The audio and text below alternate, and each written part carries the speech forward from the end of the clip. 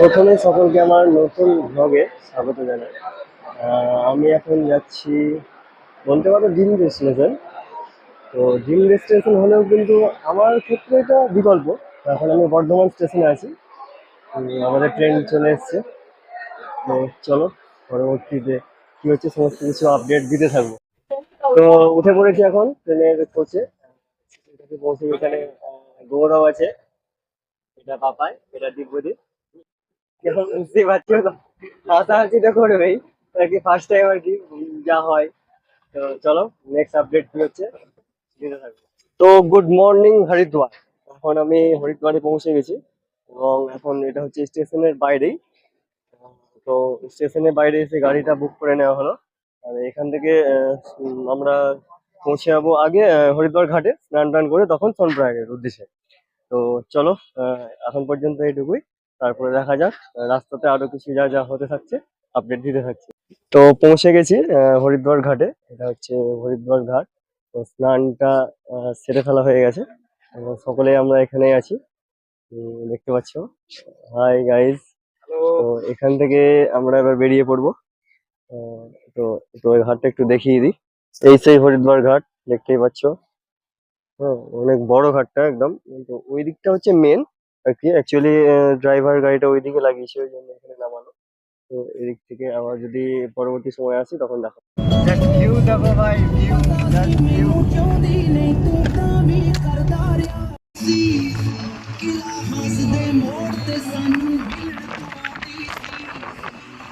হচ্ছে দেবপ্রয়াগ সঙ্গম ঘাট। এটা হচ্ছে ভাগীরথী গঙ্গা। আর এটা হচ্ছে অলকনন্দ। তো এটা দুরকম জল, দেখতে পাচ্ছ, কালারটা দেখলেই বুঝতে পারবে। এখন আমরা যাচ্ছি চার ধামের রক্ষাকারী যিনি, তার মন্দির দর্শনে। তো দেখো কোথায়, ওই দেখো দেখা যাচ্ছে, ওইখানে আমরা এখন যাব। তো সবাই এখন আমরা এখানে আছি, সবাই মিলে যাব। এখন প্রবেশ করছি মা ধারী দেবী মন্দিরে। চলো, এদিকটা হচ্ছে প্রবেশ পথ আর এটা হচ্ছে প্রস্থান পথ। এটা হচ্ছে মন্দিরের গর্ভগৃহ, ওই যে মায়ের মূর্তি দেখতেই পাচ্ছ। তো এখন আমরা যাচ্ছি পায়ে হেঁটে, কারণ ল্যান্ডস্লাইডের ফলে বিকল্প রাস্তা বেছে নিতে হয়েছে এবং গাড়ি যাতায়াত হচ্ছে না, তাই সকলে হাঁটছে, দেখতে পাচ্ছ। এই বন জঙ্গলের মধ্যে দিয়েই সকলকে যেতে হচ্ছে, দেখতে পাচ্ছ।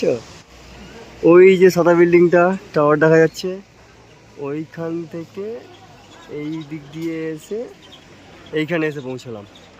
কতটা হেঁটে আসতে হলো। ফাইনালি আমরা সোনপ্রয়াগে এসে পৌঁছে গেছি। এটা হচ্ছে পার্কিং জোন, এই দেখতেই পাচ্ছ পার্কিং জোন। এখন আমরা যাচ্ছি রেজিস্ট্রেশনটা সাবমিট করে দেওয়ার জন্য। আগে কোথায় এখন দেখি রেজিস্ট্রেশন কোথায় হচ্ছে। জয় শ্রী কেদার। এই মুহূর্তে আমরা গৌরীকুণ্ড থেকে বাবাধাম শ্রীধাম কেদারনাথের উদ্দেশ্যে রওনা দিলাম। এখন যাত্রাপথে এগোতে হবে, দেখা যাক বাবার কৃপায় কতটা সার্থক হতে পারি। এটা হচ্ছে গেট, সকলেই জানো আশা করছি। এই কেদারনাথ যাত্রা আমার জন্য নয়, এটাই তার প্রমাণ।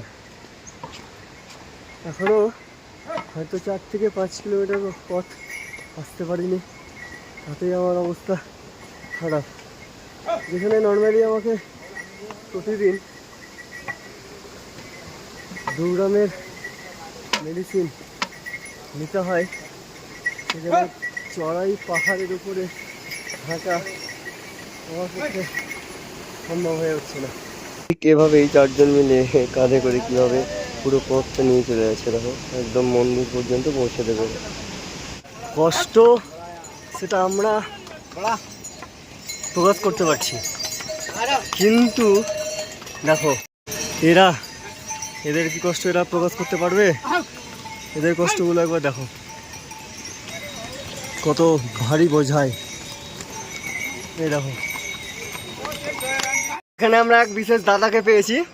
তিনি কোথা থেকে এসছেন তোমরাই শোনো। দাদা নাম? বিকাশ কর্মকার। কোথা থেকে? দুমদুমা তিনশিকা আসাম। ও আসাম থেকে কেদারনাথ, বুঝতে পারছো? তারপর সাইকেল যাত্রা। পেরেছি ভাই, পেরেছি।